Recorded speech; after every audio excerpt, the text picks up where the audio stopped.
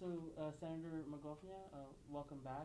Thank I you. just wanted to ask you similar questions that we asked your House counterparts who went Okay. on the Manila trip and you went on an additional trip. What's your response to those who say this was a junket, it was too soon, why now? Can you just lay out Sure, your intent? sure. So, first and foremost, I would like to clarify that the trips, both trips, were not junket at all. This was completely arranged by myself. I didn't have anyone pay for the trip. I paid everything out of my own pocket as of right now. I haven't touched the office budget to pay for it. I paid everything myself. And of course, at some point when I put my trip expense report together, I do. Um, I will be reimbursing myself. It is, after all, a business trip for the benefit of the people.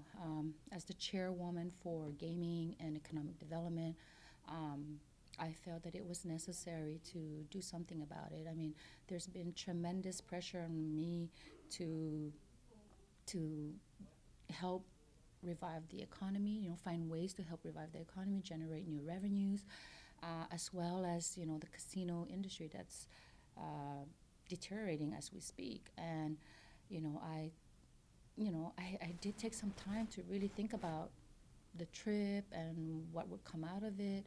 And and this is a discussion that my committee members and I have been discussing with regards to the gaming itself and also the economic development portion of it. And we've been brainstorming, like I said, on the Marana Sagupa show. And one of the ideas that came about is to pivot away from the casino industry itself, right? Because it is quite obvious that the casino industry is not going to be feasible here on our island. So, since we still have the casino law intact in place, I'm pretty sure we may have to amend the law to ensure that we put in stricter guidelines and regulations, more enforcement. And this is a developing story, as you would say, right? This is nothing right now is set in stone. We are in the brainstorming phase of all this, and we're just trying to gather as many information as we can to see how we can make it work for the CNMI if that is what the people want. Like I said, no decisions have been made. This whole trip was basically, to go and gather a lot of the information that I could bring back to the table and discuss it with the committee members to include the people, right, who are ultimately the stakeholders of all this. And, as I mentioned in Marana Sagupa, like, I will be very transparent in every step of the way that we, when we decide to move forward, and the So, people would be involved. so what is your stance? The House Gaming Committee had their own press conference. I'm not sure how much of that you watched, but they said they're looking at maybe having three smaller casinos operate. They're also calling for the exclusive license for IPI to be revoked. Do you agree with Absolutely, both of those? yes, and I do Okay. support it, right? I think I understand the sentiment of the people, and I see their concerns about the way the casino industry went down. Right, there's a lot of people that got hurt in the process, and you know, it, for me personally, it doesn't mean because this happened this way that the next one will be the same thing. Like, this is why we learn from that mistake, and we make sure that everything that happened with IPI and the Tian dynasty, that we don't repeat those mistakes. And the key thing to all this, honestly, is enforcement. We can have all the regulations in place and put really tight internal controls in place, but if the enforcement is not there to ensure that the casino operators are complying and just all of that enforcement, then if other places can do it, why can't we? And it doesn't necessarily have to be this huge casino like how we have it now. People have to remember that Club C, when it was in existence, was sustainable, and I don't know much about Club C because I wasn't around when it was here. But when I moved here, it was already here, and I never really heard anything negative about it. Um, Similarly, like the Saipan Vegas casino is in existence right now, and there's no heat about with regards to that gaming establishment. Not to mention all the poker parlors that are around the island, and that's, I'm not trying to say that these gaming stuff is good. It really depends on the people. Like we cannot control what people do, but we do have to realize that a lot of the revenues that are being generated out of these establishments, they are helping to fund a lot of the programs and services that our people are receiving right now. So if it at the end of the day, it's really up to the people. My job is to go and try and find solutions and present it to the people and let them make the decision. Like nothing here is set in stone.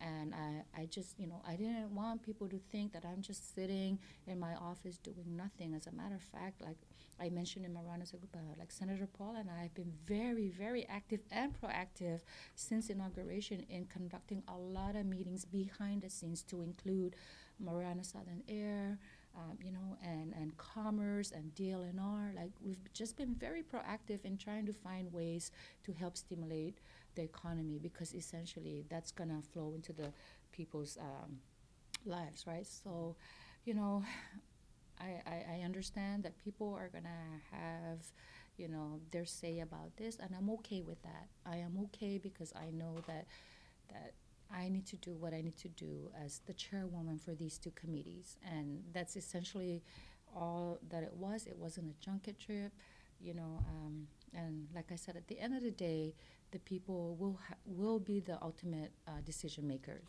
All right. Yeah. And so we heard a lot about the Manila trip from the house, but who went on the San Diego trip with you? So I went on the San Diego trip, and our legal counsel Antoinette Villagomez came with me.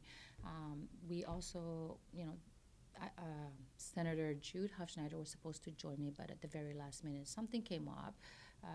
Senator Poe said he was also very interested in joining. So, like I said, I extended the invitation So to it was other. just two of you this Yes. time around. So why go to San Diego after Manila? So that's a great question, Thomas. And the reason for that trip was, to understand a little bit more about how the gaming industry, with regards to the Indian gaming. So As in the Native American yes, the Native reservation? American, yes. Okay. And so we came up with this idea of completely pivoting from the casino industry itself and go into a hybrid model of the Puerto Rican model and the Indian gaming. The Puerto Rican model is basically a small casino operating inside a hotel. So they're not necessarily, the casino doesn't necessarily own the hotel like how IPI was, moving forward with. It would be basically whatever existing hotels that we have here, and then depending on how many licenses the house, issues out, right, with the legislation, then we would invite those casino operators as investors to operate within the hotel, but they will be operating completely independent of each other. And the Indian Gaming Conference was of interest to me because I wanted to see how their model works, where their people are stakeholders in the casino, in the gaming, right? And that's, for me, that was the bottom line. I wanted to see how we're not just gonna bring investors here and let them make all the money and pay their BGR, and that's the benefit that we get out of it. I wanted to see how we, as the people of the CNMI, can be stakeholders as well, be private partners, if you will, right? And in that trip, I was able to meet with interested private investors who have been following the situation here in the CNMI with IPI and just the casino industry overall. And I had the honor of meeting the chairman of the Indian Gaming the overall chairman for the Indian gaming across the country. Like I actually had the opportunity to have a chat with them and just introduce myself and where we're from. A lot of people don't really know where Saipan is, or even just the CNMI. You mentioned Guam, and like, oh, okay, Guam, but CNMI. So it was a great opportunity to introduce the CNMI at a bigger scale, right? And I was able to meet and talk to a lot of the casino operators in the Indian reservation who are already operators, right? And just sharing with them the challenges that we are faced with here, and just what works for them and how we can possibly pick and choose some of the things that they're doing for the benefit of our people. It was an eye opening to learn that the Indian reservation people are able to sustain themselves with the casino revenues that they were generating.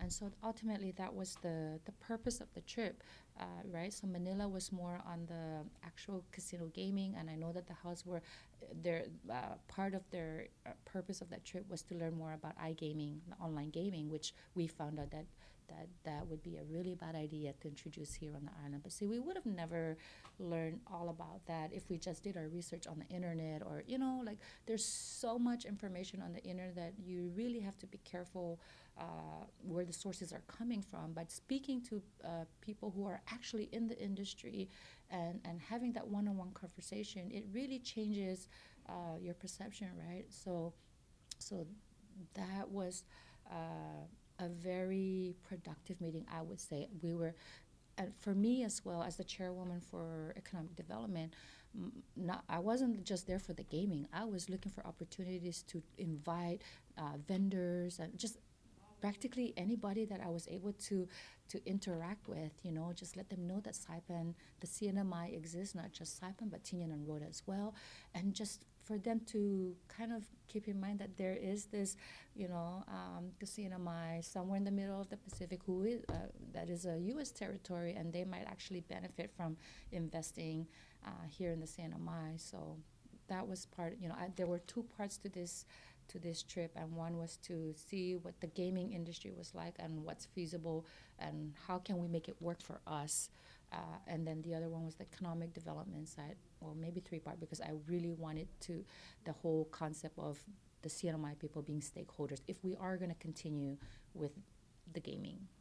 And so the trip is done, you can't undo it. You're back now, Yes. so what are the tangible steps you're taking now? Are you guys actually starting to draft the legislation, or? Well, so I just got back, and there's been a lot of, I've had to attend to a lot of other more pressing matters. But what I wanted to do, is meet with the committee members who were not able to attend the conference with me and the meetings that I've had, just to debrief and give them the opportunity to hear, what I've learned from the trip, and then also to talk to, share some of the information that I brought back with me with the administration and ultimately the people, right? If this is going to work, I'm going to need, or we're going to need, the support and the backup from our people, right? And that's basically where we are now. And so, I just got back. I'm trying to put together my trip expense, because I know people are going to want to know how much did the trip cost, and then also just putting the trip report more in detail so that people can read for themselves. Like, and as I said on the radio, my office is open for those out there who are skeptical about why I went on the trip, and like, please give me the opportunity to explain to you and come in and give, let's talk about it and share with me what your concerns are and issues are. I'm an open book. There's no reason for me to not share any of the information. Like, my door is open. Yes.